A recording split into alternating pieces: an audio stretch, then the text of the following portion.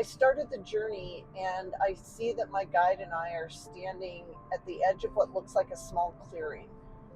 The topography looks a lot like Colorado, so I'm assuming that we're on the property where the man has been working. It's not a very big clearing, maybe 60 feet in diameter, surrounded by all kinds of underbrush. There was a fire in the center of this clearing, and I felt like we were in the very center of the property, or pretty close to the center of whatever the property is that the man was working on. But what I'm seeing is not a modern man. These were three what looked like Native American men sitting around a fire. I couldn't understand what they were saying. We could hear them laughing and joking. They were passing around something in either a cup or it was some kind of a bowl, maybe. It sounded like a party. They sounded happy, sounded like fun. And I start to turn to look at my guide saying, what are we looking at here? When suddenly one of the men stands up.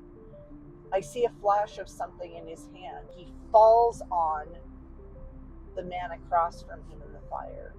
And then the man sitting next to him jumps up. Together, they kill the third man. They just leave him there. They didn't raid his things. They just killed him and left. As we're standing there, I can see the man just disappear. He's not disintegrating. It's not like we're watching time moving in fast forward and, obviously there's no one around. No one would have found his body.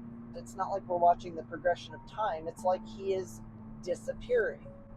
So I asked my guide, where did he go? He said, he walks in the gray place. I didn't know what that meant. But my guide starts singing a song that I've never heard. It was like a cross between a chant and a song. It was beautiful and it was haunting. As I'm watching, suddenly the man just sort of steps out of thin air right in front of us. My guide starts talking to him. I'm not really understanding what he's saying, but I'm assuming that he's filling him in on what had happened. I don't need to know all of this right away. I know I'm going to get the rundown later on. So I go on to clear the property, and I don't really find anything else on the property.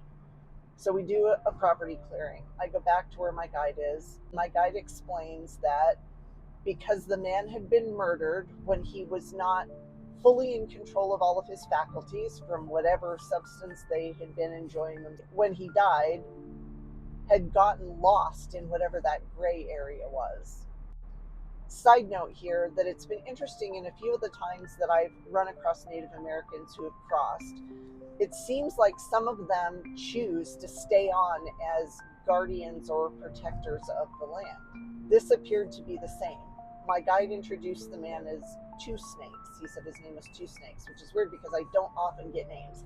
I know I say I don't often get names, but I was looking through my notes. Apparently I get names quite often, so I don't know where I got the idea I'd go get names.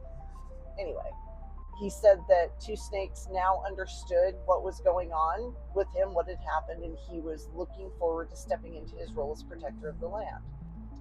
He wanted to spend a little more time with Two Snakes. I still needed to clear the client. So we both did that. And there was even more information with that.